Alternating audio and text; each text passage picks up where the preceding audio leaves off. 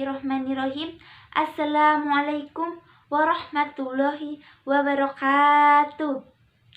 Alhamdulillah, puji syukur kepada Allah Subhanahu wa taala yang telah memberikan kita sebaik-baik nikmat, yakni berupa nikmat iman dan Islam.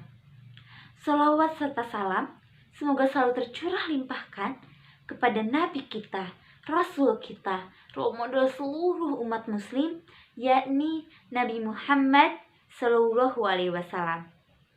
Tidak lupa kepada keluarganya, kepada para sahabatnya, dan semoga sampailah kepada kita semua selaku umat akhir zaman. Amin, amin ya Allah ya Rabbal Alamin. Pada kesempatan kali ini, saya akan sharing mengenai tips bagaimana mencapai cita-cita.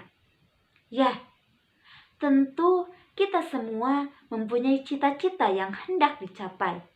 Untuk itu, saya memberi beberapa tips untuk mencapai cita-cita. Yang pertama adalah jangan pernah mengeluh. Seperti yang kita ketahui bahwa dalam proses mencapai cita-cita, pasti kita dihadapkan pada kenyataan yang tidak sesuai dengan harapan kita. Maka dari itu, jangan pernah sekali-sekali kita mengeluh. Seharusnya kita mengambil hikmah apa yang terjadi pada kenyataan yang tidak sesuai harapan itu. Apa yang salah dalam diri kita, apa yang kurang dalam diri kita, sehingga kita tahu apa kekurangan kita dan tidak akan mengulanginya di kemudian hari. Selanjutnya adalah mempunyai teman yang satu frekuensi dengan kita. Karena ketika kita mempunyai teman yang satu frekuensi, maka kita akan saling memotivasi pada teman kita dan mereka akan memotivasi pada kita untuk mencapai impian tersebut. Sehingga satu frekuensi itu akan terjalin dengan baik dan kita akan sama-sama menggapai bersama. Seperti itu. Untuk yang ketiga adalah jangan pernah negatif thinking pada hal apapun. Kenapa demikian? Karena sifat negatif thinking itu sangat tidak baik pada diri kita. Apalagi kita yang mempunyai impian, ingin menggapai impian, ketika ada hal negatif yang masuk ke dalam diri kita, maka itu akan berubah menjadi kenyataan. Kita tidak mau kan apa yang kita pikirkan tentang negatif yang impian kita tidak tercapai ataupun apa, sehingga akhirnya tidak tercapai. Untuk itu, mari hilangkan sifat negatif thinking itu. Selanjutnya adalah menulis impian kita pada kertas. Ya, benar.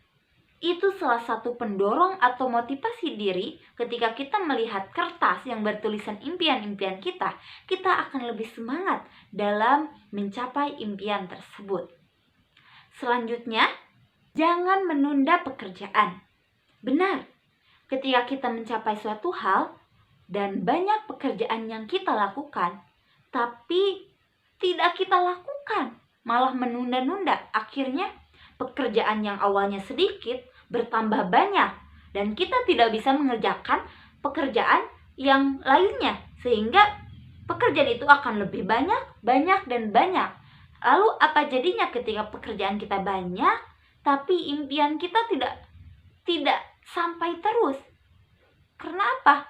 Karena pekerjaan kita banyak, kita tidak bisa menggapai step by step apa yang menjadi proses untuk mencapai impian kita. Untuk itu, mulai dari sekarang, mari kita hilangkan sifat malas ataupun sifat menunda-nunda pekerjaan. Untuk selanjutnya adalah meluruskan niat kita. Banyak sekali orang yang mempunyai impian hanya untuk berpoya-poya, hanya untuk mengayakan kekayaan dia, ataupun hanya mencari uang semata. Untuk itu, kita luruskan niat kita hanya untuk beribadah, hanya untuk mendapatkan kebaikan darinya. Selanjutnya yang terakhir adalah berdoalah dengan sungguh-sungguh dan bertawakal. Karena ketika banyak proses yang kita lalui, banyak hal yang kita capai dalam proses tersebut, tapi kita tidak berdoa dan tidak bertawakal atas apa yang diberikan Allah, maka itu sama saja nol. Karena ketika kita mencapai tapi tidak berdoa dengan sungguh-sungguh, itu sama saja kita membiarkan atau menghancurkan, menghilangkan step terakhir kita dalam mencapai impian tersebut. Maka dari itu, mulai sekarang, mari kita capai impian kita dan lakukan proses step by step-nya. Jangan pernah mengeluh, jangan pernah putus asa, dan masih banyak lagi. Sekian dari saya. Terima kasih. Wassalamualaikum warahmatullahi wabarakatuh.